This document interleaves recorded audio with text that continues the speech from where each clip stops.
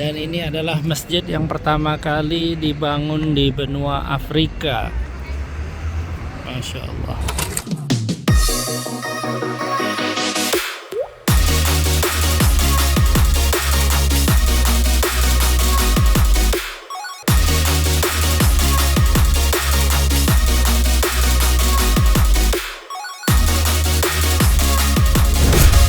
Let's nature be your muse.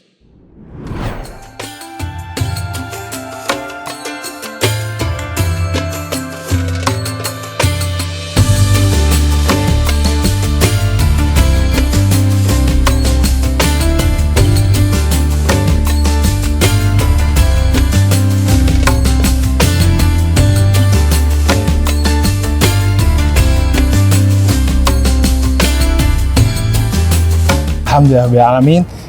Kembali lagi bersama saya dari perwakilan Faro Tours. Ya. Ray tadi udah kenalan nih, Udah. Ya. Masya Jadi Allah. kita nih masih bersama Habib Abdullah Al-Habsyi. Gimana nih panggilannya, sahabat villa ya? Iya, sahabat villa, betul. Sahabat villa. Kebetulan kita lagi dalam kita lagi program betul. tafakur ini. Oke, tafakur ya. Iya, Oke. makasih Bang Rey ya sudah ngasih arahan, ngasih edukasi Betul, buat betul. teman-teman para sahabat villa kita. Jadi kita nih lagi ada ini di masjid tertua di Afrika. Oh, Masya Kalau kita Allah. mendengar sendiri, namanya aja udah besar. Iya. Jadi sahabat Amr bin As sendiri. Iya. Nah, aku pengen dapat belajar dari Habib gimana ketika pertama kali mendengar ini dan datang langsung ke masjid ini. Oh, Masya Allah. Satu kebanggaan dan satu kemuliaan dan satu kesenangan juga bisa bersama sahabat villa mampir ke Masjid Amr ibn As. Bagaimana kita ketahui, Amr ibn As ini merupakan ditunjuk waktu itu oleh di zaman Khulafaur Rasyidin sebagai gubernur ataupun orang yang memberikan arahan terhadap masyarakat yang ada di Mesir sini. Dan Masya Allah, Amr ibn As ini pernah menunjukkan daripada karomah, kemuliaan yang Allah berikan kepada Sayyidina Umar ibn Khattab. Pernah suatu ketika Sungai Nil mengering, tapi dikirim surat doang sama Sayyidina Umar ibn Khattab, akhirnya Sungai Nil itu mengalir deras. Kenapa? Karena Sungai Nil itu minta tumbal. Minta perempuan gadis untuk dikorbankan di situ, dilemparin ke situ, dan akhirnya Sungai Nil mengalir lagi. Tapi Umar bin Khattab ngirim surat, ternyata setelah diketahui dalam suratnya, wahai Nil, ketahuilah aku dan engkau adalah ciptaannya Allah. Jika kau diciptakan oleh Allah Subhanahu wa taala, maka mengalirlah. Mengalir akhirnya Sungai Nil dengan deras berkat daripada karomah kemuliaan yang Allah berikan kepada Sayyidina Umar bin Khattab. Dan saya mengajak para sahabat fillah, ayo kita mengelilingi dan juga kita bersama-sama melihat keindahan apa yang ada di dalam Masjid Amr ibn As ini. Silahkan. Barakallahu fiikum.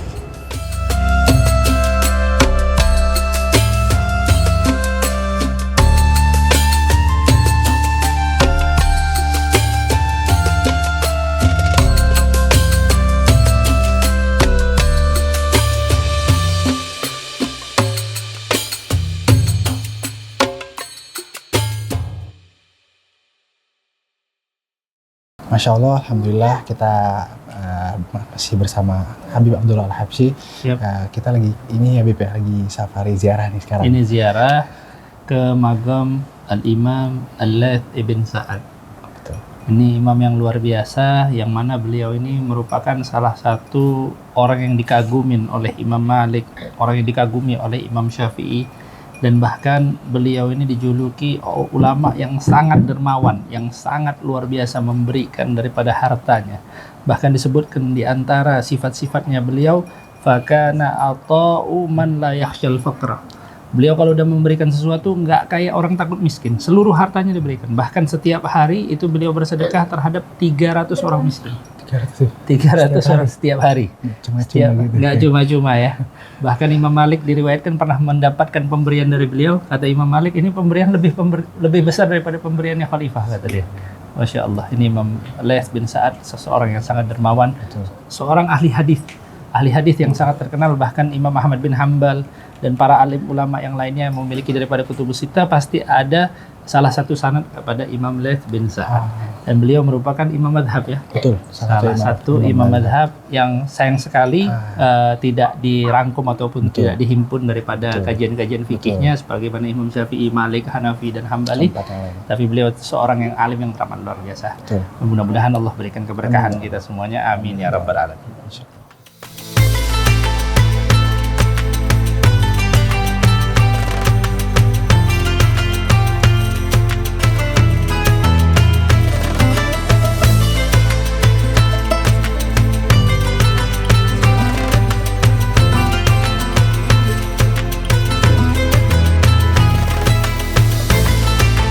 Nah, kalau kita tadi selesai dari Imam Lais ya Bib ya. Iya. Sekarang kita ada di Imam Ibnu Hajar Al-Asqalani. Mungkin boleh cerita sedikit Bib. Kita juga pengen tahu nih. Masya Allah. Bagaimana beliau sedikit. Siap. Kalau gitu ini Imam Ibn Hajar Al-Asqalani sangat luar biasa, termasuk salah satu al-hafidh ya, orang masuk dalam kategori al-hafidh. Dan beliau ini termasuk orang yang memiliki mahakarya di dalam bidang ilmu hadis. Di antara mahakarya beliau adalah Nuzhatun Nazar ya, wa Nukhbatul Fikar. Ini salah satu karya yang sangat luar biasa di dalam bidang ilmu mustalahul hadis.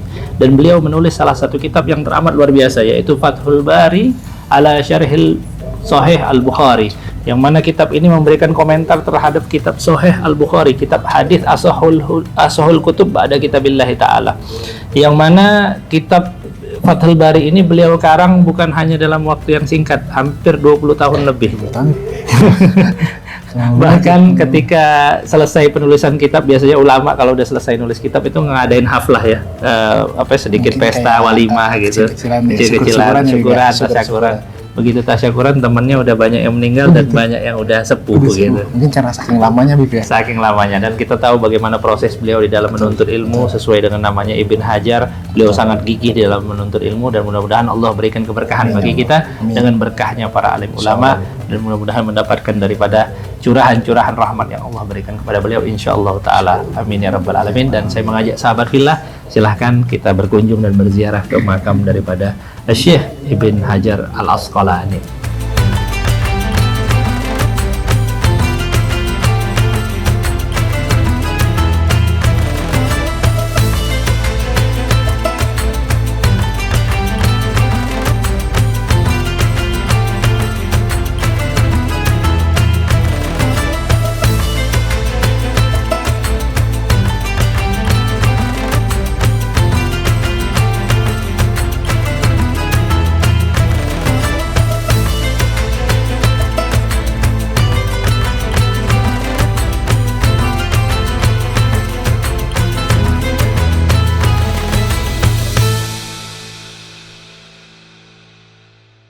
Masya Allah, Alhamdulillah kita masih safari ziarah kita.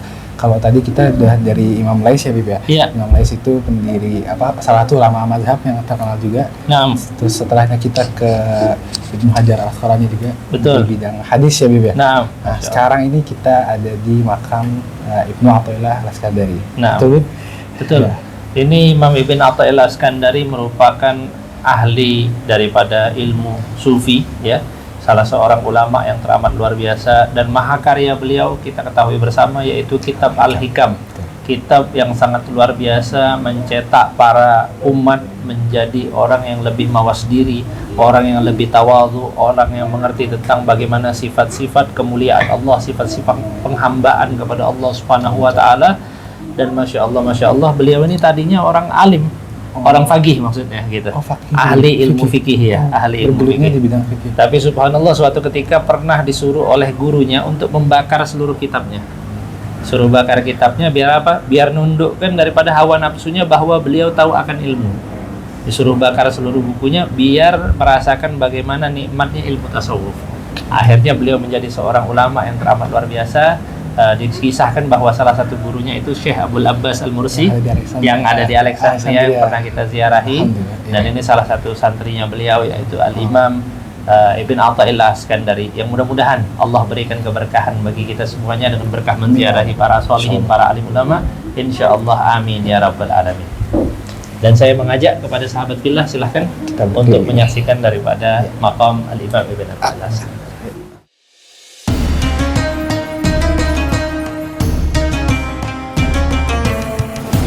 Al-Imam Waqi' Ibn Al-Jarrah, beliau merupakan salah satu daripada guru Al-Imam Asy-Syafi'i, yang mana disebutkan di dalam syair Imam Syafi'i, syakautu ila waqi'in su'ahifdi fa'arsyadani ila tarkil ma'asi wa akhbarani bi anna al-ilma nurun wa nurullah la yuhda lil 'asi.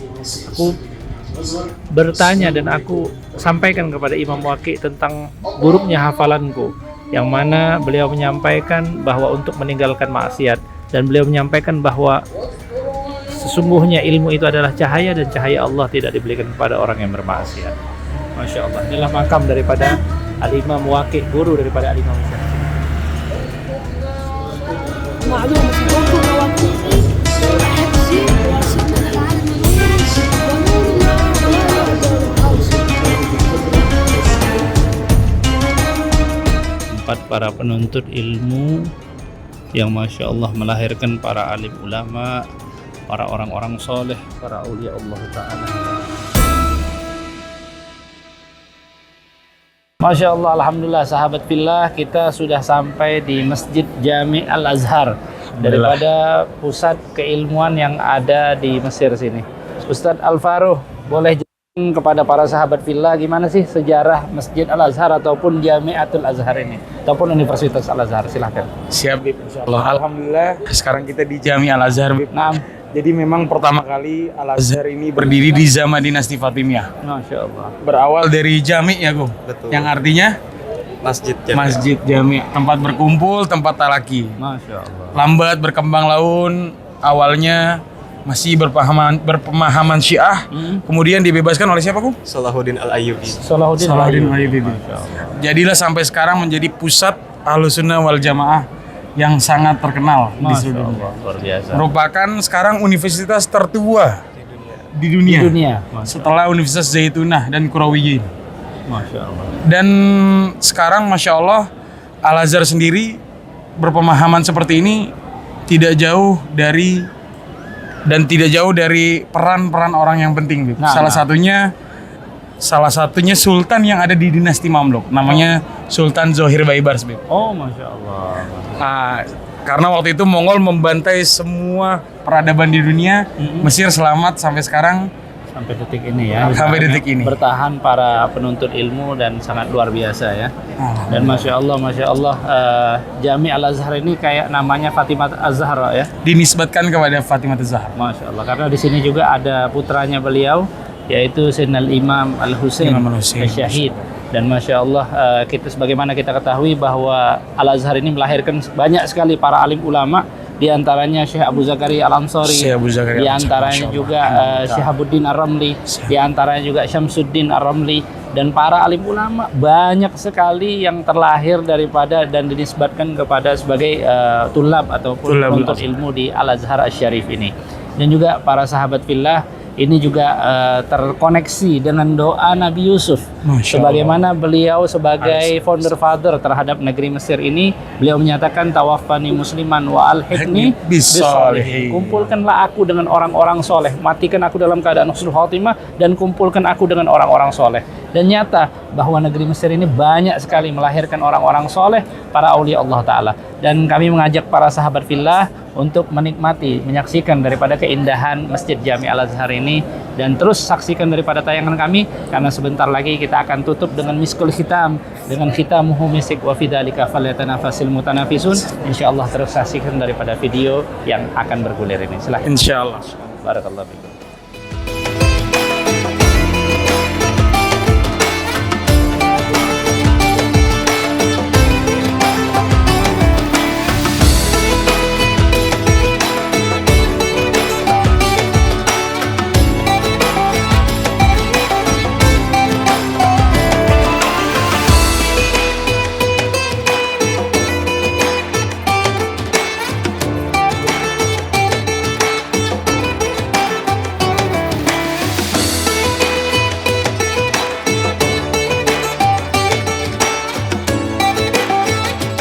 Alhamdulillah Habib, kita sekarang sudah ada di destinasi yang terakhir. Betul, di makam Sayyidina Husain bin Ali radhiyallahu anhu. Gimana Habib? Masya Allah, hati sudah bergetar sekali dan mulut tidak dapat berucap, akan tetapi merasakan wibawanya beliau, merasakan bagaimana keberkahan yang Allah berikan kepada beliau. Dan Masya Allah, di tempat inilah kepala yang mulia daripada Imam Husain radhiyallahu ta'ala wa alaihi salam, yang mana beliau mengalami daripada tragedi di Karbala, dan kepala yang mulia itu dibawa ke sini dan dimuliakan oleh warga Mesir, dan alhamdulillah sampai detik ini kita dapat menziarahinya, dan mudah-mudahan menjadi keberkahan bagi kita semuanya. Dan siapapun yang menonton sahabat fillah yang telah menonton video ini, mudah-mudahan Allah berkahi selalu. Dan perlu kita ketahui bersama bahwa beliau adalah putra daripada Sayyidatuna Fatimah Zahra binti Rasulullah sallallahu alaihi wasallam, cucu langsung dari baginda Rasulullah, yang sering duduk di pangkuan Rasulullah, yang sering dipeluk oleh Rasulullah, yang sering dicium keningnya oleh Nabiuna Muhammad sallallahu alaihi wasallam. Dan saya mengajak sahabat fillah untuk bersama-sama menyaksikan makam syarif daripada Sayyidina Imam Husain radhiyallahu taala anhu wa arda.